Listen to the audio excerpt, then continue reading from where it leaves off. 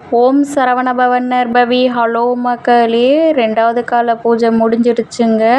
3வது கால பூஜைக்காக தயாரானங்க. இப்போ 2வது காலம் முடிஞ்சதும் பிரசாதம் தருவாங்கங்க. அந்த பிரசாதம் தாங்க எலுமிச்சை சாதம் கொடுத்தாங்க. நாங்கள் போயிட்டு அழகாக லைனில் நின்று இந்த எலுமிச்சம்பழ சாதத்தை வாங்கிட்டோங்க. ஆனால் நான் விரதன்றதுனால சாப்பிட முடியாது மக்களே. அதனால் சரி பரவாயில்லைன்னு சொல்லிட்டு யாராவது கேட்டால் கொடுக்கலான்னு சொல்லிட்டு வச்சுருந்தேன்.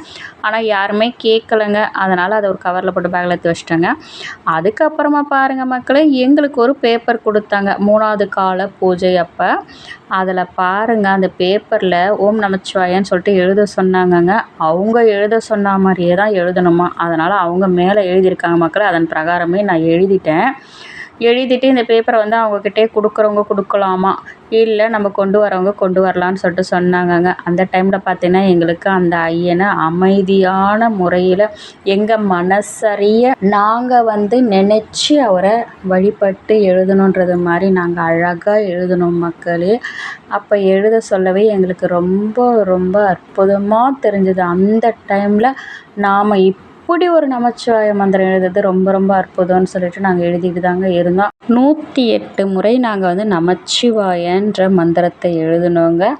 அது எழுதி முடித்து அதுக்கப்புறமா கொஞ்சம் நேரம் கேப் கிடச்சிதுங்க. அந்த கொஞ்சம் கேப்லேயும் நாம் வந்து தியான முறைகளை மேற்கொள்ளலான்னு சொல்லிட்டு தியான முறைகளை மேற்கொண்டுட்டு தாங்க இருந்தாங்க எல்லாருமே. நாங்களும் அமைதியாக தாங்க உட்காந்துட்டு தியானம் பண்ணிகிட்ருந்தோம். அப்படி ஒரு அற்புதமான வாய்ப்பு எங்களுக்கு நேற்று அந்த பகவான் அருளிச்சாருங்க சிவபெருமான்.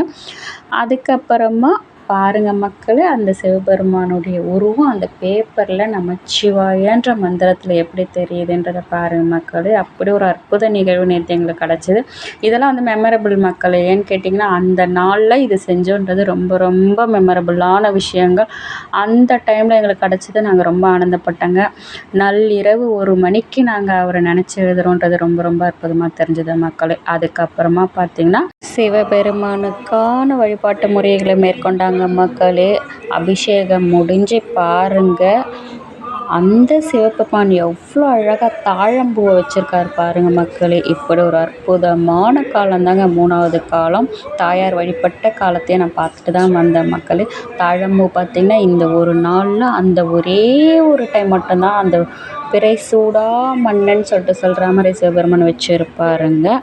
அந்த ஒரே ஒரு நாள் மட்டும்தான் அவர் வந்து தாழம்பூவை தனது தலைமுடியில் வைக்கணுன்றது ஒரு வாக்குங்க. அந்த வாக்கு அந்த நாளில் நிறைவேற்றுறது தாங்க வழிபாட்டு முறை. அதை பார்த்தது எனக்கு ரொம்ப ரொம்ப ஆனந்தம் மக்களே. இப்படி ஒரு வழிபாட்டு முறையில் நீங்களும் 3வது கால பூஜையில் தாழம்பூவை சிவபெருமான் சூடியிருந்ததை பார்த்தீங்கன்னு சொல்லிட்டு சொன்னால் ரொம்ப ரொம்ப அற்புதங்கள் நம்மளுடைய வாழ்க்கையில் நடக்கும் மக்களே. நான் பாருங்கள் சொல்லிகிட்டே இருக்கேன், மணி அடிக்குது. இதுதான் உண்மை.